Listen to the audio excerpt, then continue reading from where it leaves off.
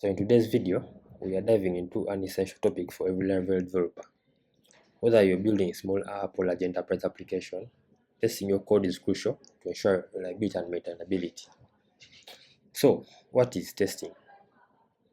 In software development, testing is the process of evaluating and verifying that a software, application, or component performs as expected. This helps us catch bugs early, ensures our code behaves as intended, and gives us confidence when making changes.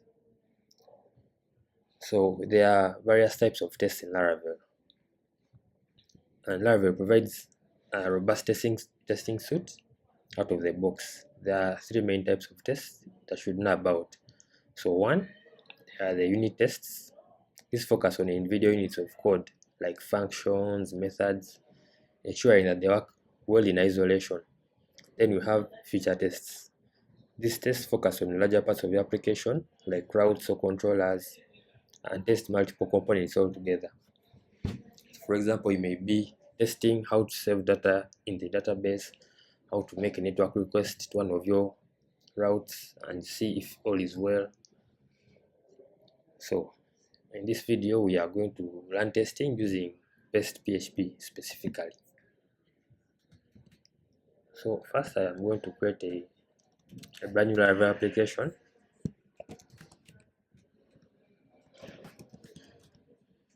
I'm going to call it Laravel testing.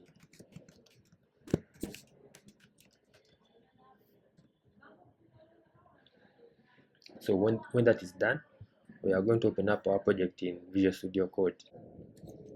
So this is our project. Now we are going to install PestPHP.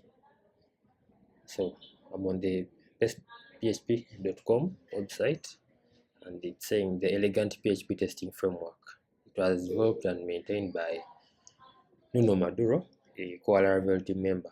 So to get started, I will just come to the installation steps, then copy these two commands, paste and run them here. Then you shall also copy the second command to initialize and create a file named pest.php.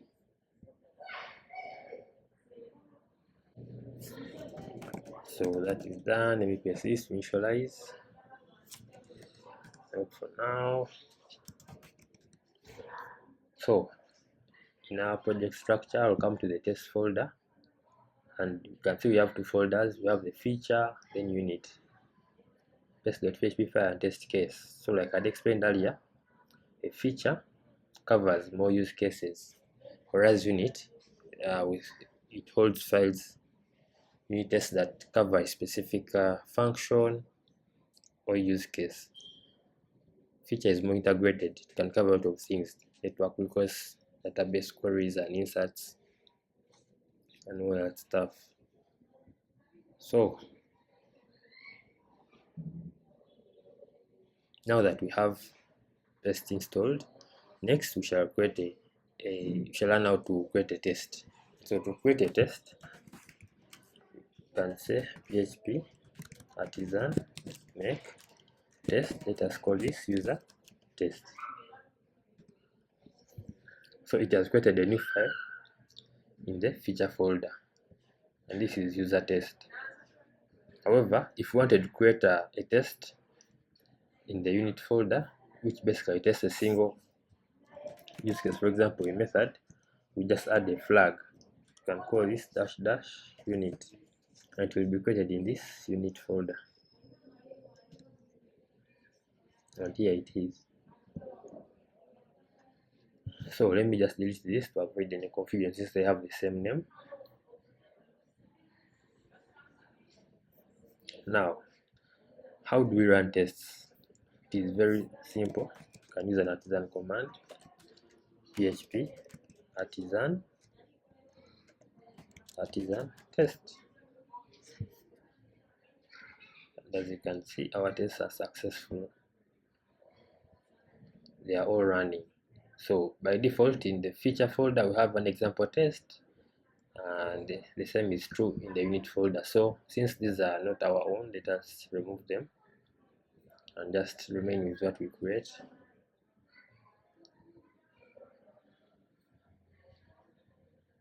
So in this test file that we have created, which is user test, we have this code.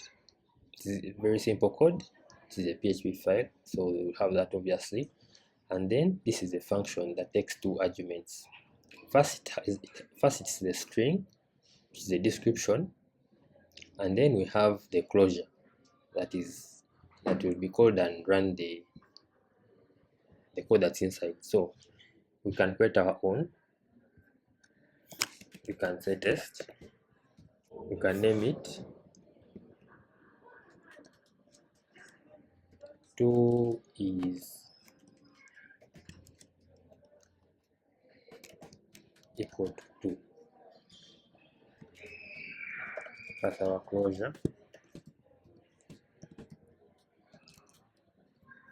And then you can say expect. So we are making an assertion that we are expecting that this value that you have passed here. Oh, sorry. This should be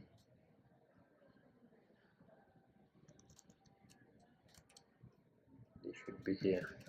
So you're saying expect 2, which is the value that you have passed here, to be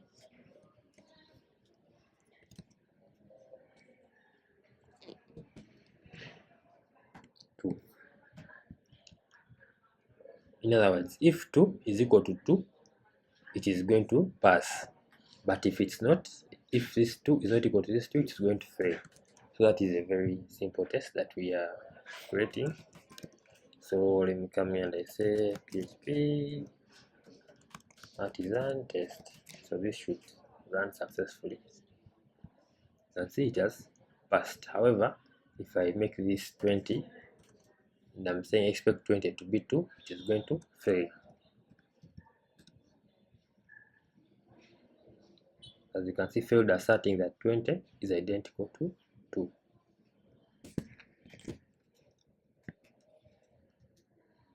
So we have other methods. Expect 20 to be less than or equal to 2. That will also fail because 20 is greater than 2. However, if we make this let's say minus -1, that should pass.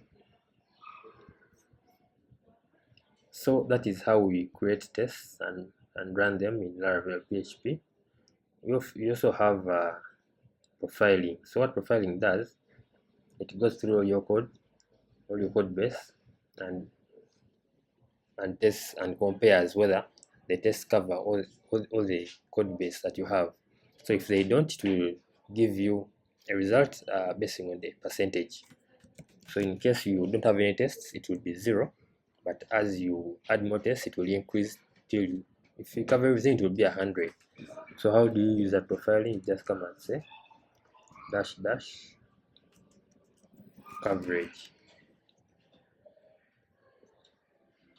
Now as you can see, I have a 33% because these files, they are not covered by the tests. However, to be able to do this, you must either install xdebug or pcov. So to install xdebug, if I'm on a Mac, so I'll just run the following command. This is a command that I'll need to run. I already ran that, so I won't do it now. And then after, you locate your php.ini file. So I can do php -ini, and here it is.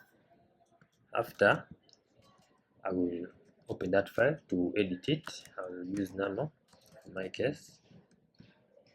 Enter my password, and then at the top you need to add this command xdebug.mode is equal to coverage.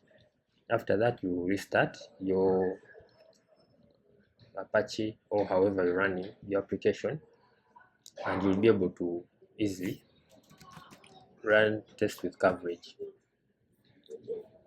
So this has just been an introduction video to testing, and I am going to go into details in subsequent videos regarding HTTP tests, console tests, browser tests, database tests. So, and that's it for our introduction testing in Laravel. Today we covered the basics of what testing is, the different types of tests in Laravel, and wrote and ran our first test. Testing is a vast topic and there is much more to explore, like mocking, database testing, and browser tests. If you found this video helpful, don't forget to hit the like button, subscribe to RonaldCodes, and click the notification bell so that you don't miss any upcoming videos. Leave a comment below if you have any questions you would like me to cover in further videos. So thank you very much if you're still watching to this point, and see you in the next one.